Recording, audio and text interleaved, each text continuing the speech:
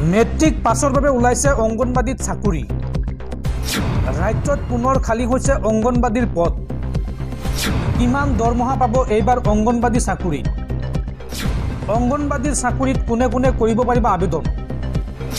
অংগনবাদী চাকৰিৰ বাবে পদ কেনেকৈ কৰিব লাগিব আবেদন জনাই আছো সবিশেষ। আপুনি ভিডিঅ'টোত লাইক কৰি শ্বেয়াৰ কৰি দিয়ক আৰু আপুনি অংগনবাদীৰ চাকৰি বিচাৰেনে কমেণ্টত জনাওক। হয়, ৰাজ্যত পুনৰ মুকলি হৈছে অংগনবাদী কৰ্মী আৰু সহায়িকাৰ পদ। মেট্ৰিক পাছ কৰিলেই কৰিব পাৰিব আবেদন।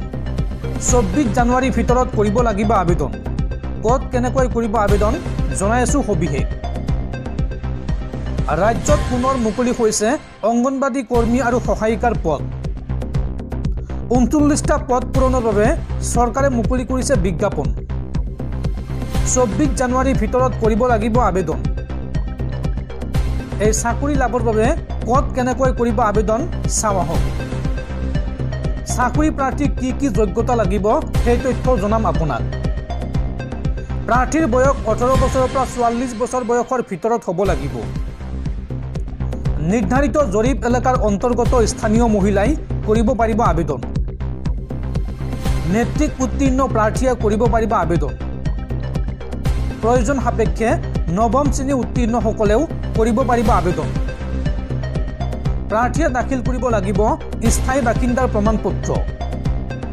শিক্ষাগত অৰ্হতাৰ চাৰ্টিফিকেটৰ সৈতে গাঁঠি দিব লাগিব মাৰ্কশ্বিট। বয়সৰ প্ৰমাণপত্ৰ, মেডিকেল চাৰ্টিফিকেট, আধাৰ কাৰ্ড আৰু জাতিগত প্ৰমাণপত্ৰ জমা দিব লাগিব। লগতে পাছপোৰ্ট ফটো গাঁঠি দিব লাগিব আবেদন পত্ৰত। আৰু আবেদন কৰিবলৈ আপোনালোকে যোগাযোগ কৰক মাজুলী সংহত শিশু উন্নয়ন প্ৰকল্পৰ কাৰ্যালয়ত, অৰ্থাৎ মাজুলী সংহত শিশু উন্নয়ন প্ৰকল্পৰ কাৰ্যালয়ত অফলাইনত কৰিব লাগিব আবেদন। এই গুৰুত্বপূৰ্ণ খবৰটো আপোনালোকক পুনৰবাৰ জনাই আছো। ৰাজ্যত পুনৰ মুকলি হৈছে অংগনবাদী কৰ্মী আৰু সহায়িকাৰ পদ। 39টা পদ পূৰণৰ বাবে চৰকাৰে মুকলি কৰিছে বিজ্ঞাপন। 24 জানুৱাৰীৰ ভিতৰত কৰিব লাগিব আবেদন। এই চাকৰি লাভৰ বাবে ক'ত কেনেকৈ কৰিব আবেদন সেই তথ্য আপোনালোকক জনাই আছো।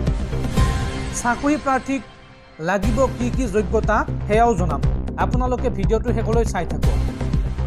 প্ৰথমতে প্ৰাৰ্থীৰ বয়স 18 বছৰৰ পৰা 44 বছৰ বয়সৰ ভিতৰত হ'ব লাগিব আৰু নিৰ্ধাৰিত জৰীপ এলেকাৰ অন্তৰ্গত স্থানীয় মহিলাই কৰিব পাৰিব আবেদন।